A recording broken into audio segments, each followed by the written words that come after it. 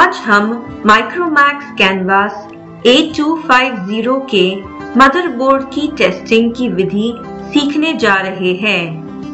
हम सबसे पहले डेड मोबाइल को खोलकर पीसीबी को बाहर निकालेंगे। यह इस मोबाइल का पीसीबी है।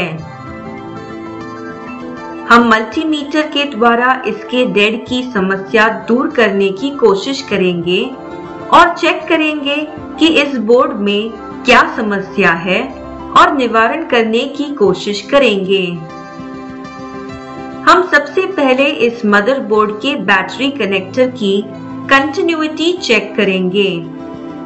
इसके आधार पर नापा जाता है कि मोबाइल में हार्डवेयर की समस्या है या सॉफ्टवेयर की समस्या है।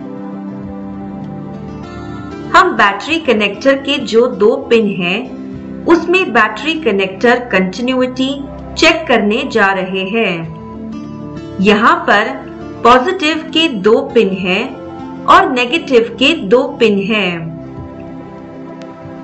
मल्टीमीटर पर हमें ये कंटिन्यूटी दिखा रहा है। ये जो कांटा है वह आगे चला गया है।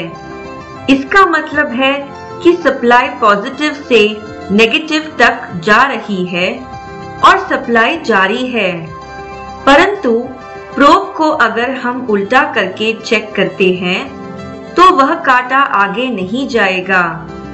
अगर कांटा आगे चला गया तो इसका मतलब होता है कि मोबाइल में हार्डवेयर की समस्या है। हमने प्रोब को उल्टा करके यहाँ पर चेक किया। हम देख सकते हैं कि यहाँ पर कांटा आगे नहीं गया, तो इसका मतलब है कि मोबाइल में हार्डवेयर की समस्या नहीं है या मोबाइल के किसी भी पुर्जे में शॉर्टिंग नहीं है। अब हम इस बोर्ड को जांचेंगे कि कोई पुर्जा काला तो नहीं पड़ गया है या इसके कंपोनेंट जैसे कि डायोड, ट्रांजिस्टर या इलेक्ट्रोलिटिक कैपेसिटर यह ठीक है या नहीं। डायोड, ट्रांजिस्टर या इलेक्ट्रोलिटिक कैपेसिटर दुनिया के किसी भी मोबाइल में हो, हम उसकी कंटिन्यूटी चेक करते हैं और वह हमें वन साइड कंटिन्यूटी बताएंगे।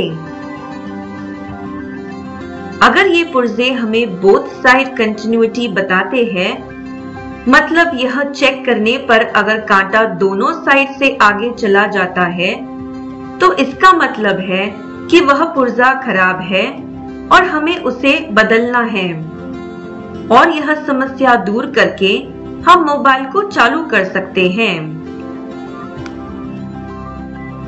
अब हम इस माइक्रोमैक्स मोबाइल को देख सकते हैं कि बैटरी कनेक्टर की स्थिति योग्य है, बोर्ड की स्थिति भी योग्य है, कहीं कोई रिपेयरिंग नहीं है। इसका मतलब है कि हम ये मोबाइल रिपेयर करके शुरू कर सकते हैं। इस मोबाइल की जो बैटरी है, वह बैटरी हमें कुछ भी वोल्टेज नहीं बता रही है और चार्जिंग नहीं ले रही है। इसका मतलब बैटरी के एम्पियर की क्षमता कम होने की वजह से वह बैटरी वोल्टेज की कैपेसिटी नहीं ले रही है और वह चार्ज नहीं हो रही है। हम नई बैटरी की पावर टेस्टिंग कर सकते हैं। इसके जो ऑन या ऑफ स्विच जो यहाँ पर स्थित है, उसे हम चेक कर सकते हैं। इस बटन के ऊपर का जो हिस्सा है, प्लास्टिक का कवर किया हुआ है, उसे निकालें और इसके नीचे जो पावर सप्लाई है, वह मेन सप्लाई होता है। उसे हम चेक कर सकते हैं कि बैटरी का सप्लाई वहां पर आ रहा है या नहीं। हम सबसे पहले नई बैटरी लगाकर इस मोबाइल को ऑन करने की कोशिश करना है।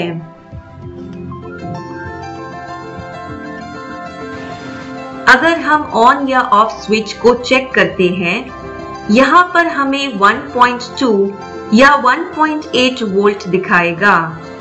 अगर बैटरी का सप्लाई यहाँ पर आ रहा है तो मोबाइल को हम आराम से चला सकते हैं। मोबाइल में हमें यहाँ पर धूल मिट्टी लगी हुई है।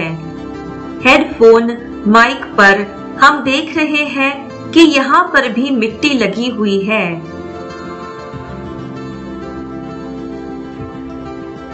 एंटेना सॉकेट और स्पीकर पर भी दाग लगा हुआ है। इसी से हमें पता चलता है कि मोबाइल में मॉइस्चर और धूल मिट्टी का प्रमाण ज्यादा है। ऐसी परिस्थिति में हमें सबसे पहले इस मोबाइल का सर्विसिंग करने की जरूरत है। एल्मा और आईपी लिक्विड जिससे पीसीबी को धोते हैं उसे इस्तेमाल करना है।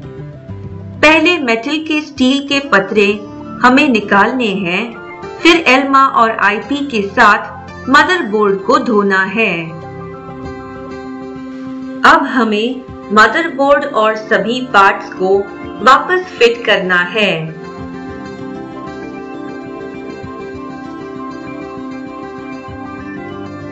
उसके बाद हम चेक कर सकते हैं कि मोबाइल शुरू हुआ या नहीं। 90% मोबाइल सर्विसिंग के बाद शुरू हो जाते हैं, कोई दिक्कत नहीं आती है।